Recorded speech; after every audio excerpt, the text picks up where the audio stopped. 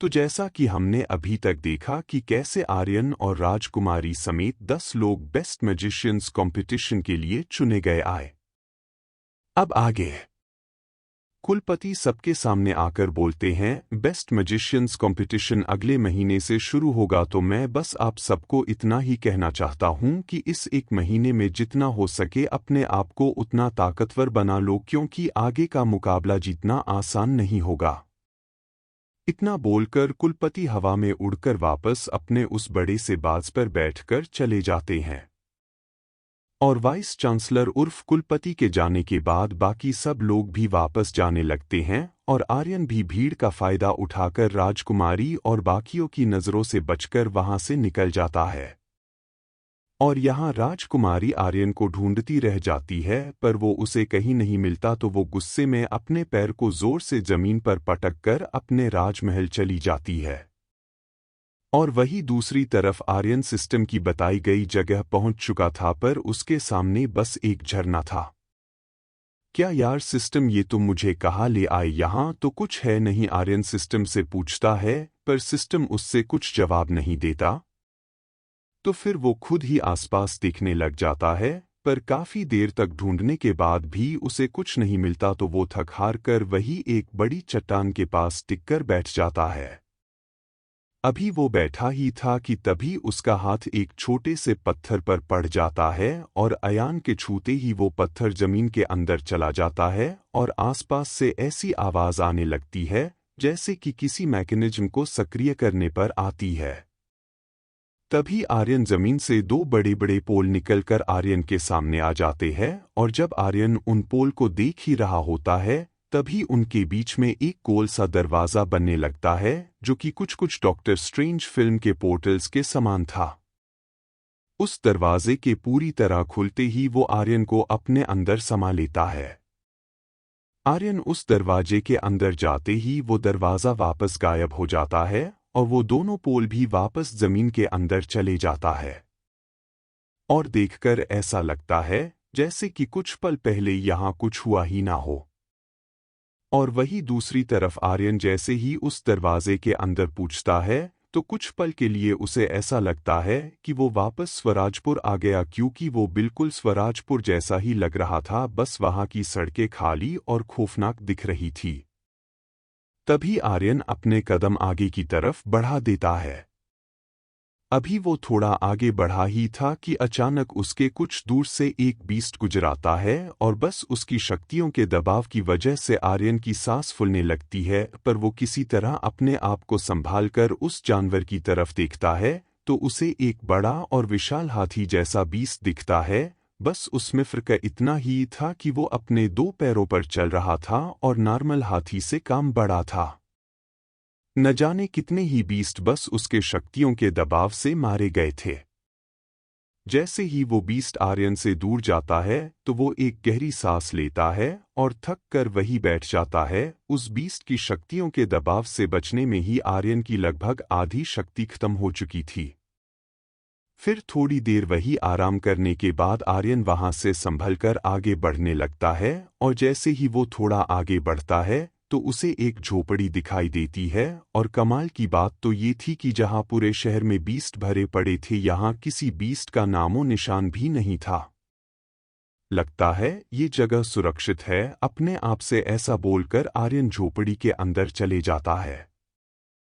झोपड़ी के अंदर पहुंचने के बाद उसके अंदर का पूरा नज़ारा ही बदला हुआ दिखता है। जहां बाहर ये एक 25 एकड़ में बानी झोपड़ी लगती है, वही इसके अंदर इतनी जगह है कि दिल्ली जैसे एक पूरे शहर को अपने अंदर समा ले। फिर वो उस झोपड़ी में थोड़ा आगे जाता है तो वो देखता है एक ड्रैगन जो कि उससे लगभग 100 गुना बड़ा होगा, वो एक दरवाजे के आगे सो रहा है।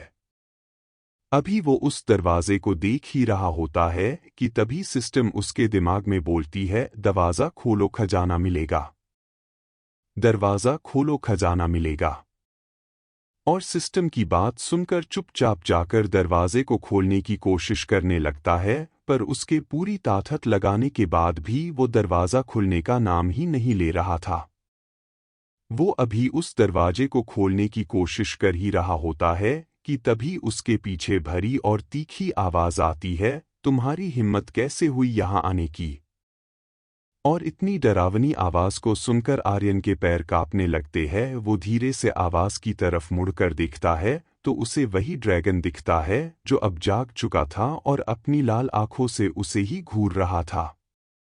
आर्यन डर के मारे अपने मन ही मन सिस्टम से मदद मांग रहा था। देख भाई, सिस्टम मेरी मदद कर दे, नहीं तो ये मुझे मार देगा और मैं मर गया तो तू भी मेरे साथ मर जाएगा। पर सिस्टम उसे कुछ जवाब नहीं देता और सिस्टम को कुछ जवाब न देता देख आर्यन भागना शुरू कर देता है और वो ड्रैगन भी आर्यन के पीछे आने लगता है। अभी वो जानवर आर्यन को पकड़ने ही वाला होता है कि तभी उसकी जंजीरें एक्टिवेट हो जाती है और उसे वापस दरवाजे के पास खींच लेती है। और इस तरह खींचे जान पर वो ड्रैगन छपटाने लगता है, पर वो जंजीरें उसे छोड़ने का नाम ही नहीं लेती। तभी वो ड्रैगन गुस्से में चिल्लाता है, अगर मैं ये दरवाज़ा खोलकर अनंत रोशनी को पाने में कामयाब हुआ ना तो पहले तुझे ही इस दुनिया से बाहर भेजूंगा अल्हारा। अनंत रोशनी अब ये किस चीज़ का नाम है? आर्यन सिस्टम से पूछता है। अनंत रोशनी इस दुनिया की सबसे ताकतवर रोशनी को कहा जाता है। माना जाता है कि दुनिया के सबसे ताकतवर इंसान के पास ऐसी 10 अनंत रोशनी थी और उसने इनकी मदद से दूसरी दुनिया के गोड्स तक को धूल में मिला दिया था। सिस्टम आर्यन को बताता है। ये बात सुनकर आर्यन की आंखों में चमक आ जाती, क्योंकि वो जानता था कि आखिर दूसरी दुनिया के गॉड कितने ताकतवर होते हैं। क्योंकि जब वो स्वराजपुर में था तब उसने एक आदमी से सुना था कैसे एक बार दूसरी दुनिया का एक गॉड गलती से यहाँ आ गया था और उसने लगभग पूरे स्वराजगृह को तबाही कर दिया था। वो तो अच्छा हुआ कि नेचर ने उसे खुद ही बाहर फेंक दिया, नहीं तो कोई नहीं जानता कि वो स्वराजगृह का क्या करता।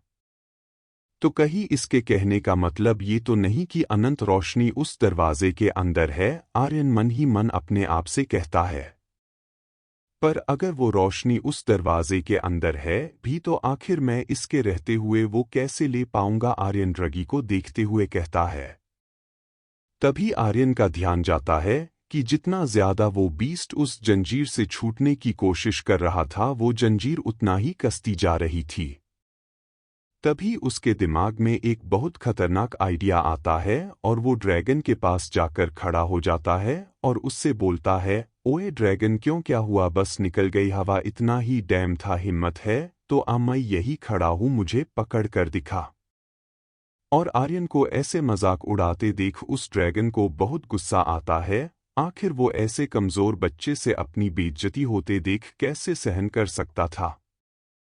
और वो बिल्कुल आर्यन के प्लान के मुताबिक और जोर लगाने लगता है जंजीरों से छूटने के लिए। इसकी वजह से वो जंजीरें ड्रैगन पर अपनी पकड़ और जोर से कसने लग गई। धीरे धीरे उस ड्रैगन की सारी ताकत खत्म होने लग गई और अब ये हाल था कि वो खड़ा भी नहीं हो पा रहा था, क्योंकि उसकी सारी ताकत उस जंजीरों ने खींच ली थी।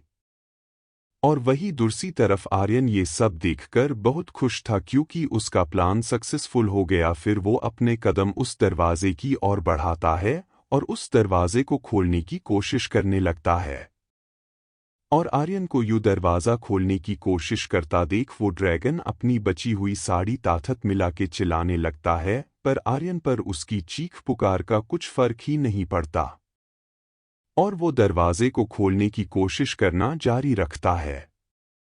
और थोड़ी देर की मेहनत के बाद वो दरवाज़ा खोलने में कामयाब हो जाता है।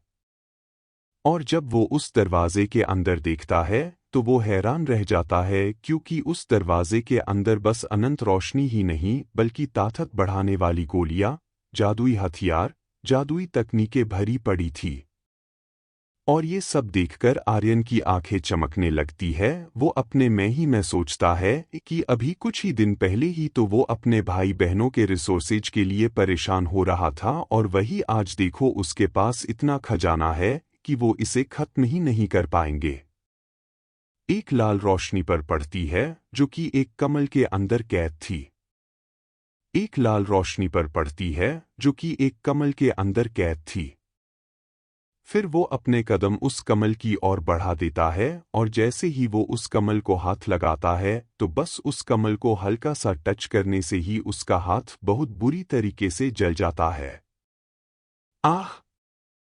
अरे यार ये तो बहुत गर्म है, मेरा हाथ भी जला दिया। ऐसा बोलकर अपने हाथ को हील करने लगता है। पर ताजुब की बात तो ये थी कि आमतौर पर उसकी चोटें खुद ही ठीक हो जाती थी, पर अभी उसके हील करने के बावजूद वो ठीक होने में टाइम लगा रही थी। और ये देखकर ही आर्यन अनंत रोशनी की ताकत समझ गया है।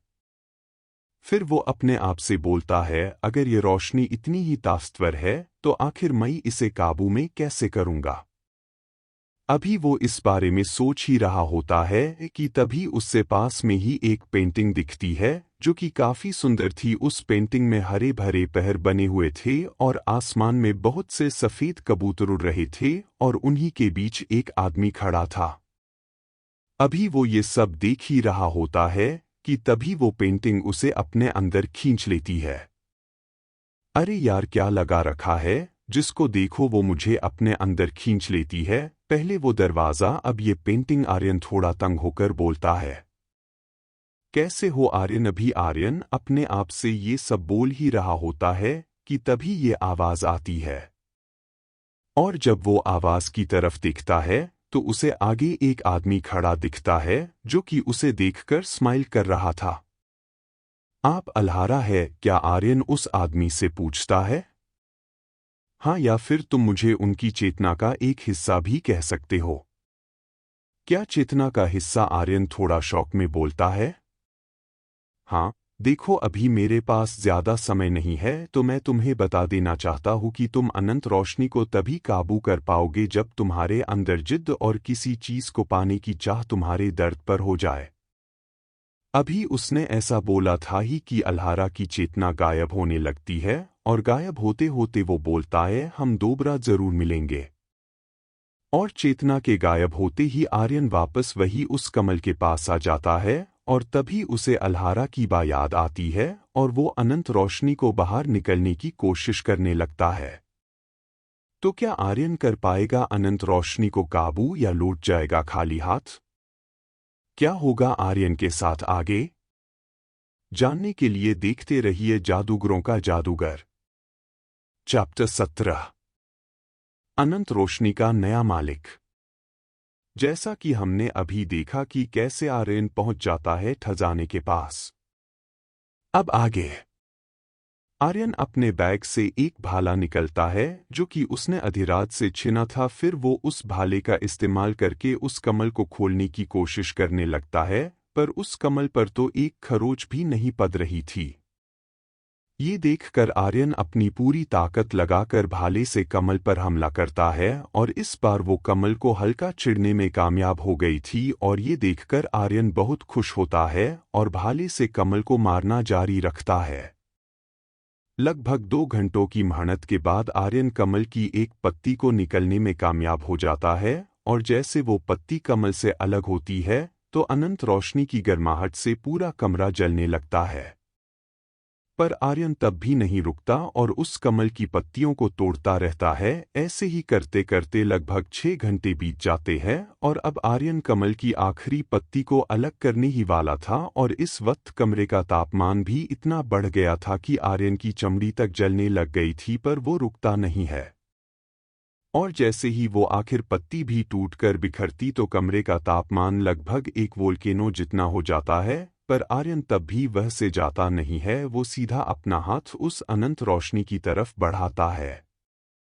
जैसे जैसे वो अपना हाथ उस रोशनी की तरफ बढ़ा रहा था उसके शरीर की खाल भी दीवार पे लगी पपड़ी की तरह उतर रही थी। पर फिर भी वो अपने कदम पीछे नहीं हटाता और उस अनंत रोशनी को पकड़कर सीधा अपने मुंह में डाल लेता है। और जैसे ही वो रोशनी उसके शरीर के अंदर जाती है तो वो अंदर से उसके शरीर को गलाने लगती है। वो रोशनी धीरे धीरे उसके हर एक अंग को जलने लगती है, पर वो हार नहीं मानता और रोशनी को काबू करने की कोशिश में लगा रहता है। पर ऐसा लग नहीं रहा था कि कोई भी चीज़ उसके काम आ रही है। तभी अचानक से सिस्टम डेंजर डेंजर बोलने लगता है। फिर तभी आर्यन को ऐसा लगने लगता है कि उसका शरीर फिर से पहले जैसा होने लगा है और वो रोशनी भी एक शक्ति से बने शिलेड में ढककर आर्यन के कोर की तरफ जाने लगता है। थोड़ी देर बाद आर्यन को दर्द रहत मिलती है तो सबसे पहले सिस्टम शुक्रिया बोलता है उसकी जान बचने के लिए, और फिर अनंत रोशनी को और भी तेजी से अपने कोर की तरफ भेज देता है।